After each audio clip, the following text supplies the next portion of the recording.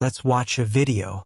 I will give the Michigan players credit. They have answered time and time. Really? What are we doing? In the middle of the game. Sorry, guys. What's he doing? I gotta go. Wife is the one To the bathroom? Let's go, baby. Wait a minute. Congratulations, dude. Oh, let's go. RG3. Just going into labor. Let's go. Oh, he's out. I got it. He's out. He hit the pad. Got it. Okay. I wasn't going to steal it. Calm down. He's gone. Ball boy That's was it. panicking. RG3. Wait a minute. He's Look officially at him. out of the house. Get him going out of here. Look at the state of his work. Answering phone calls casually during work hours and then abandoning work afterward. This is hardly the behavior of a professional. He'll definitely not be recognized as an outstanding employee this year, and his hopes for promotion and a raise are dashed. It wouldn't be unreasonable to fire someone who skips work at will. It would be best to fire the colleagues who joined in the commotion as well. I first saw this video on the Chinese version of TikTok. I found the original video on the ESPN channel on YouTube, and I read many comments, almost all of which were kind blessings. Look at the comments from Chinese netizens.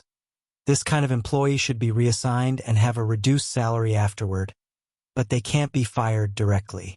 They need to find a way to get him to resign voluntarily, so the company doesn't have to pay him a penny. Most of the comments are just trolling or being sarcastic. Like this comment said, if this happened in China, he could come over tomorrow to process his resignation. Someone immediately joked, tomorrow? Trying to get paid for another day. My colleague's mother needed surgery and wanted to ask her boss for leave. The boss said, "Are you an only child? Do you have to go?" My colleague's father suddenly passed away. The boss said it wouldn't help if he went back now and asked him to finish his work first.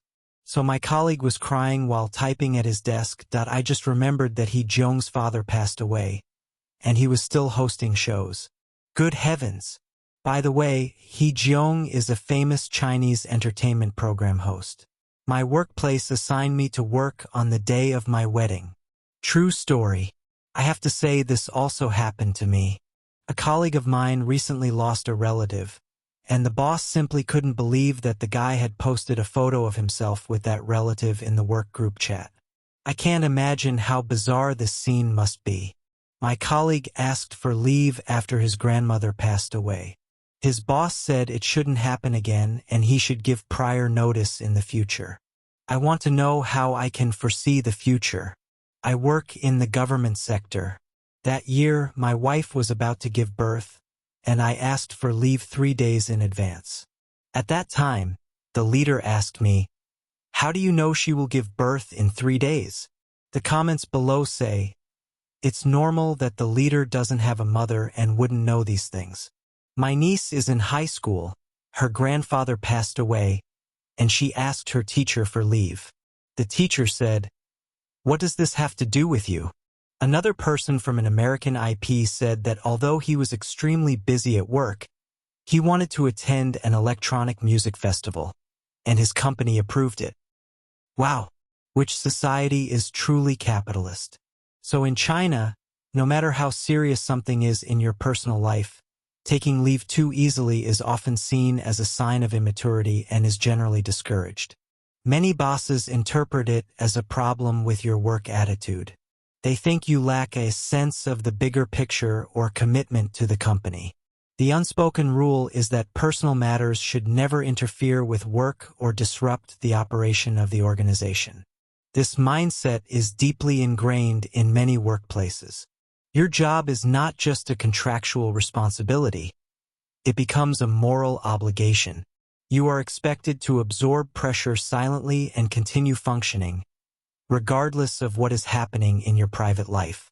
This situation may be slightly better in state-owned enterprises or public institutions, where systems are more formalized and protections exist on paper.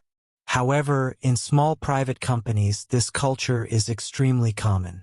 There, taking time off for personal reasons often carries real consequences. Lost opportunities, damaged trust, or being quietly labeled as unreliable. Many young people are also tired of this high-intensity work pressure, and complaints about it are frequently seen online. I think Chinese people should try to slow down. I know it's difficult, and some people don't want you to slow down. Those who ride in sedan chairs don't care whether the sedan chair bearers live or die.